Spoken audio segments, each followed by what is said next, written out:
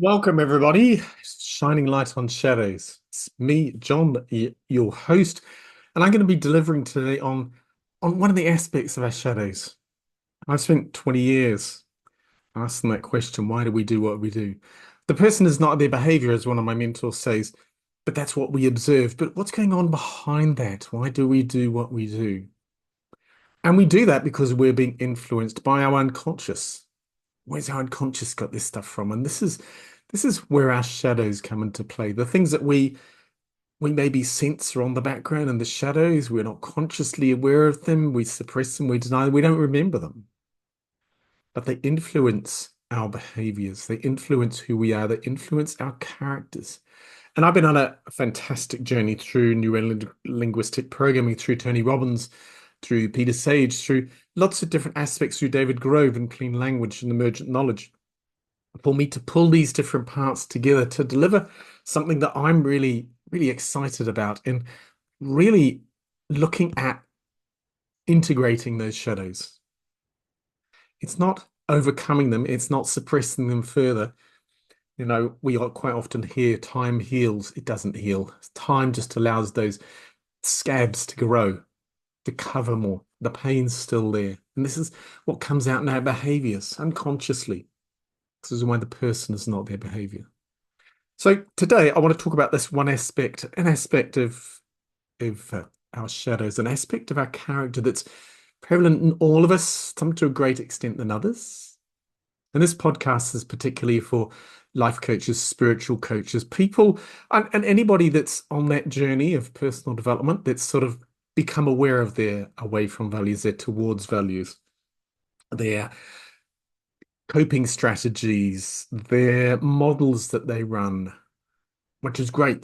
Personal development's fantastic at doing that, but putting something else in place, integrating and overcoming them, just ignoring them, stopping doing them, that works to a certain extent. But when we've had traumas with the big T or traumas with the little t, significant emotional events, it's so much harder to integrate. We don't want to suppress, ignore these things that we become aware of when we start personal development. We want to integrate them.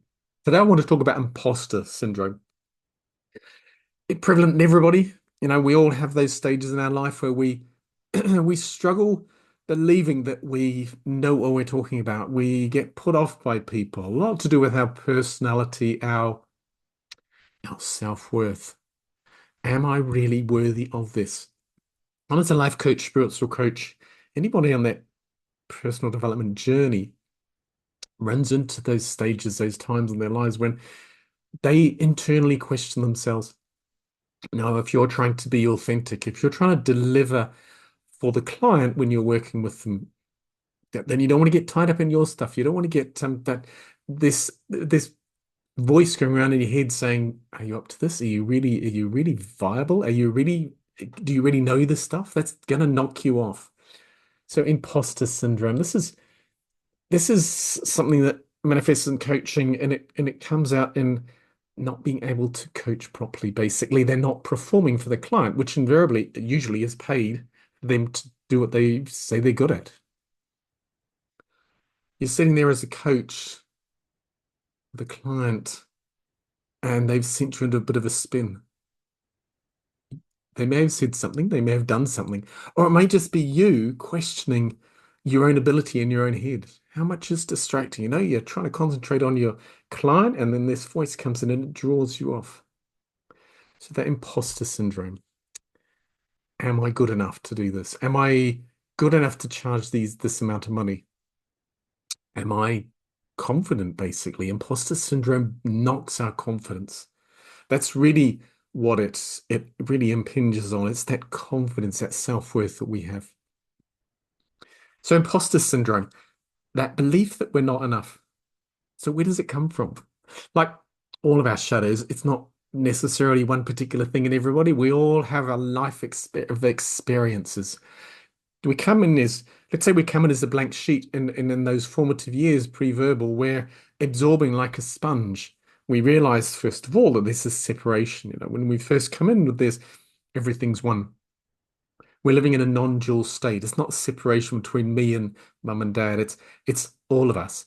because we can't make sense of words and in thinking and processing, when something happens, mum and dad are having an argument, it's not the argument, it's not the content, it's the emotion that's going around. And that's where our shadows come from. Imposter syndrome is one aspect of that, where somebody in that those formative years, those young years of our lives have knocked our confidence.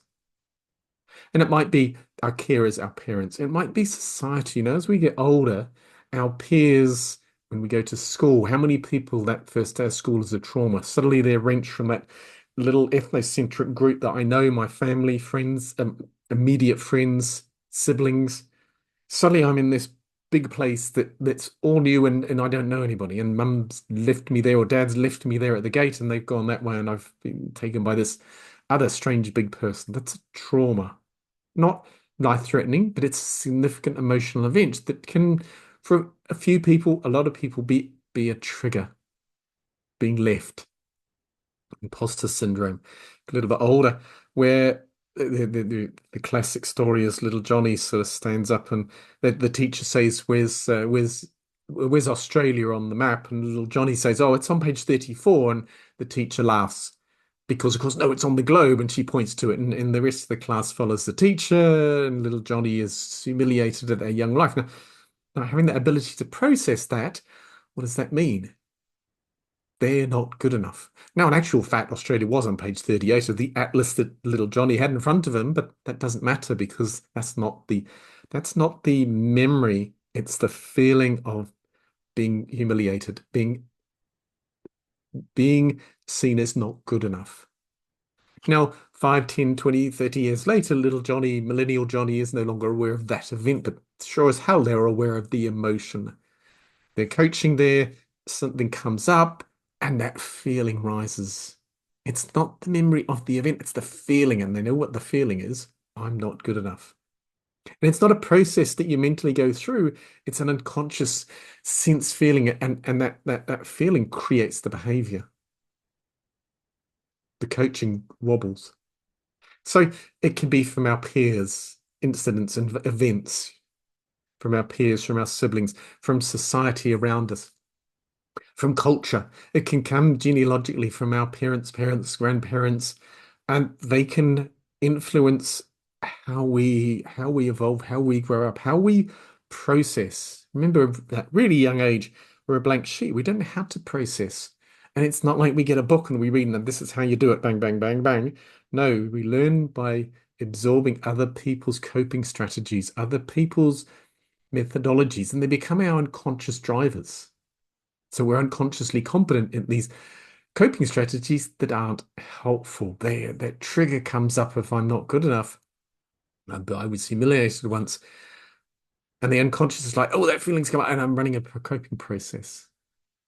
You can see where this is going. It's not helping.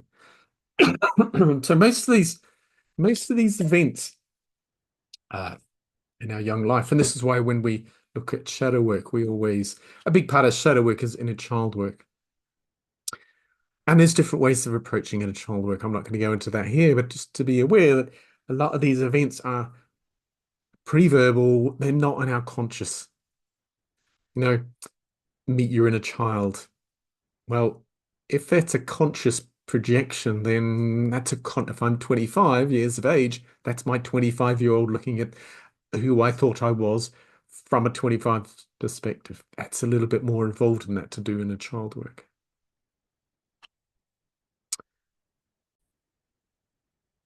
So this is where our shadow work comes into play. It's in the easiest, most accessible part of shadow work is meditation and journaling. Let's take meditation. It's not questioning or judging that in child.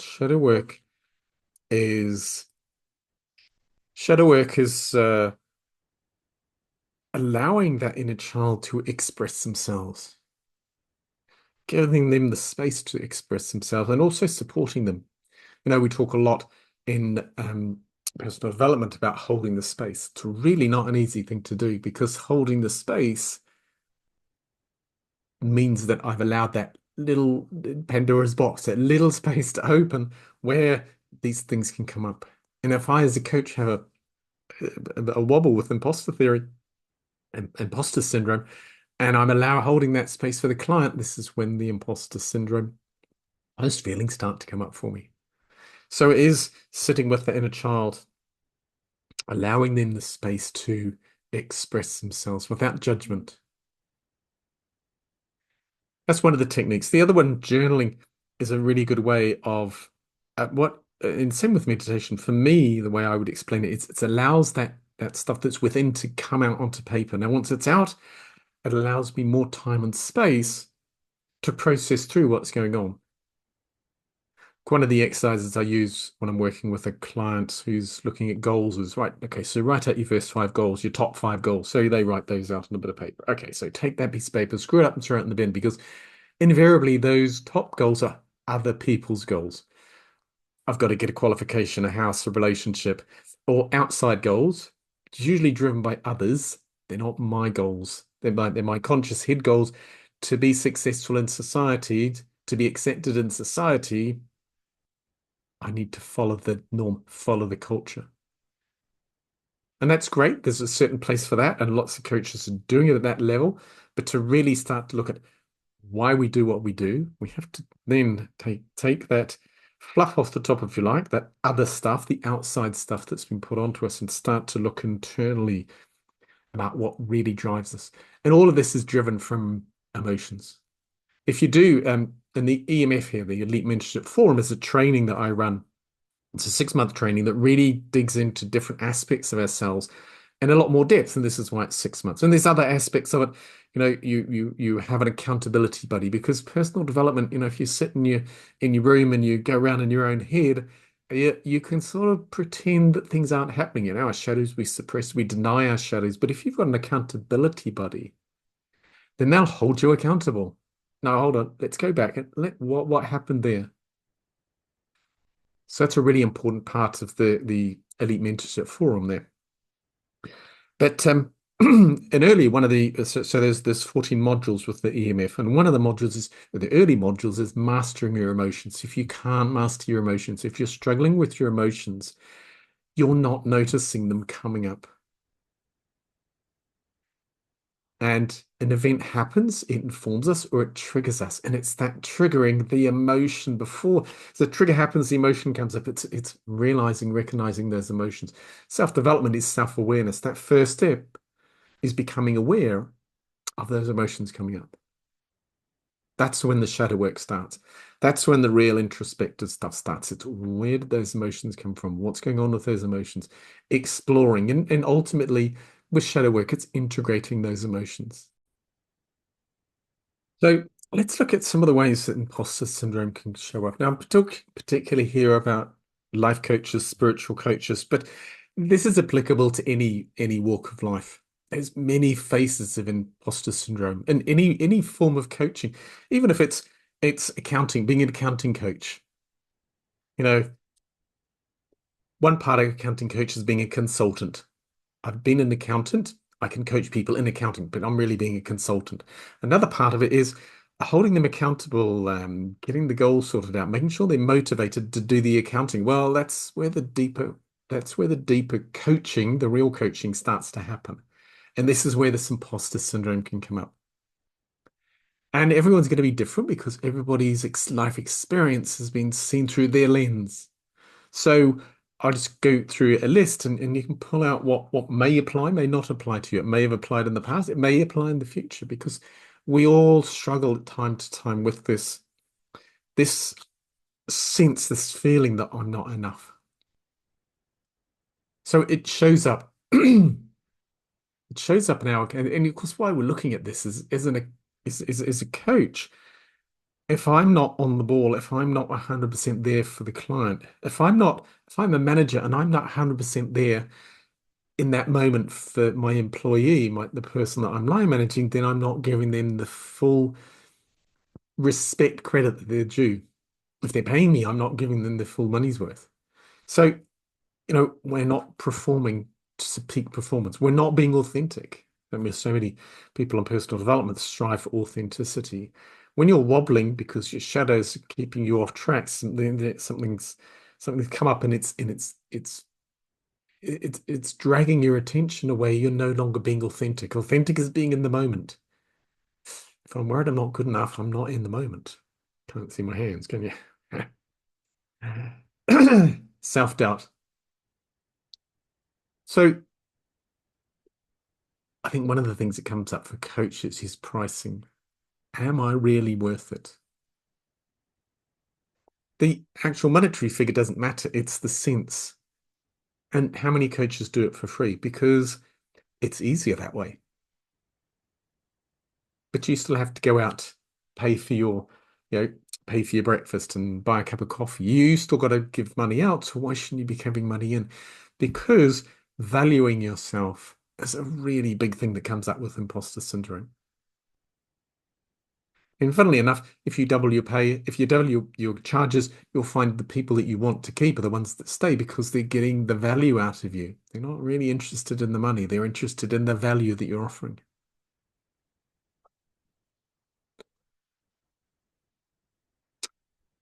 Visibility, stepping into visibility, speaking on stage, or being a coach where you have to keep an eye. And I still struggle with this on a little bit with coaching because,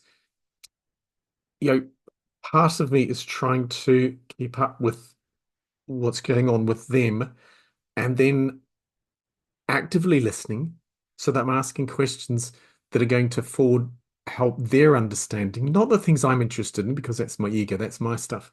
So, and then am I good enough to do this?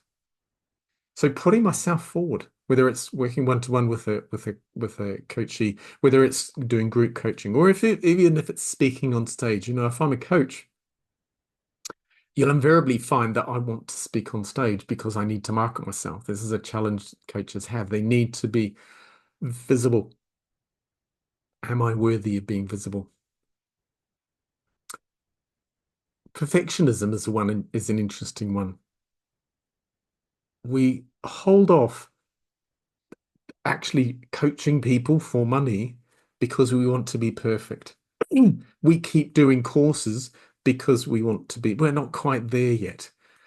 And we pay money, and I've worked with people who've spent hundreds of thousands of dollars on courses. I mean, by the time you're spending that much, you should have either got it or you should be running your own courses. Perfectionism is an excuse for imposter syndrome. I'm not quite good enough. I need to do this next course. Something like 90% of people that sign up for courses online don't finish them. They sort of pick up and once you've done one course, you'll find that it's all the same stuff. It's just delivered a slightly different way. Now, you should always be on a continuous learning path, but it is going deeper in. So this point coming up and taking notes. Dr. John Demartini is fascinating. I love him, and it's not new stuff, but I find myself just writing flat out, trying to keep up with the stuff that he's doing because he's delivering the same stuff, but he's delivering it from a very different perspective. He's delivering from a different perspective because me more understanding of the topics. So you don't want to not do courses, but you want to be careful that you're not using the courses as an excuse not to speak on stage, not to be the coach that you can be. So perfectionism, pricing, self-doubt, all these things are behavior, will end up in behaviors. They're emotions that come up that affect our self-worth, that affect the results we're going to get. So let me just have, yeah, let me just have a quick drink here. So shadow work, there's lots of ways of dealing with imposter syndrome, but essentially here it's an emotion and it needs to be dealt with at that level, mastering your emotions, if you like. And as I said, with EMF, we do a whole module on mastering emotions. We go into this deeply, and it's a big part of it is this heart-mind coherence. Society teaches us to stay in our heads because we suppress our emotions. We don't want to feel because life's pretty hard. So going back into the self, allowing those emotions to come up, to feel them, to integrate them, not to be led by them, We behave because of the emotions. If we recognize, become aware of those emotions, we don't behave the same way. We become aware of the emotions, we become aware of the coping strategies that we run, the unhelpful coping strategies that we run. I think one of the big things for me is recognizing those unhelpful coping strategies and then being able to put better mental models, better strategies in place. Again, emotionally, I can consciously, I need to react differently to this. I need to behave differently to this. Well, doesn't mean shit if it's up here. It has to be an emotional mental model, an emotional coping strategy when that trigger comes up. Because, if I know how to behave positively, it's no longer a trigger. It informs me this is what I do. There's no longer that downward spiral into imposter syndrome or all other things. And shadow work is a really effective way of dealing with this, transforming. And shadow work isn't about nullifying or removing these triggers. Shadow work is about integrating because it's a part of us that we've split off, if you like. Little Johnny got told he wasn't good enough at school. Part of him split off, and it's held there, that emotion, that time. So it's not suppressing it even more. It's not wiping it out. It's actually recognizing that little Johnny didn't have the coping strategies that would support him at that stage to realize the teacher was wrong. It was on page 34 of the Atlas, Australia. It's integrating them. That's the big thing about our shadows. It's integrating them into who we are today. And just to touch on them, I've said this a lot before, shadows are not all negative, they're not all grey. Some of our shadows are gold. You know, little Johnny could have been a great mathematician, a great geologist. And in recognizing that, that's something that he really wanted to get into, but it gets suppressed. I remember that really happened to me.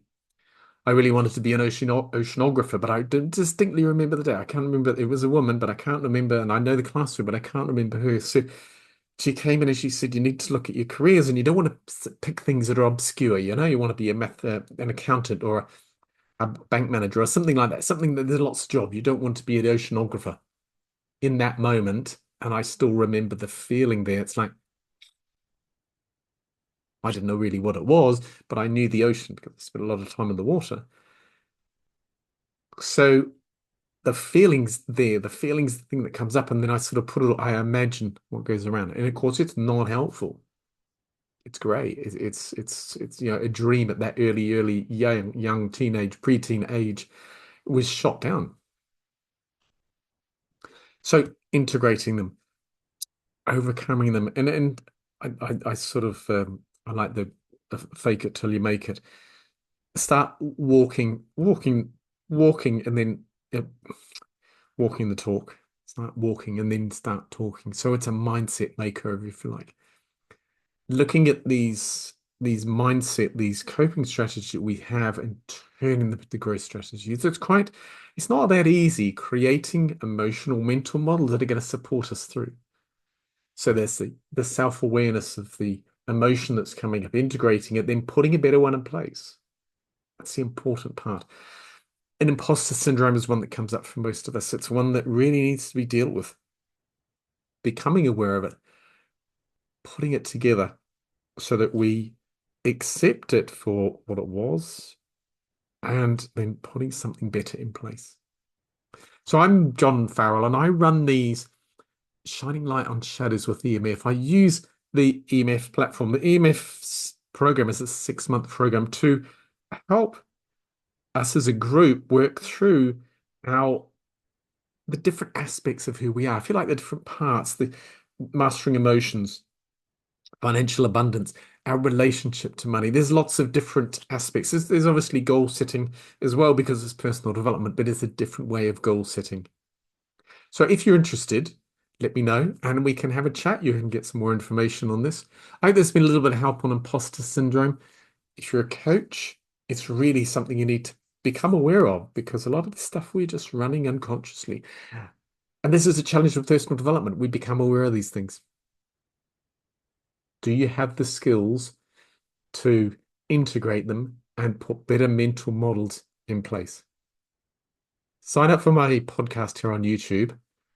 and find out more. Find out what it is that will help you integrate and create better mental models. That's it for now. Bye.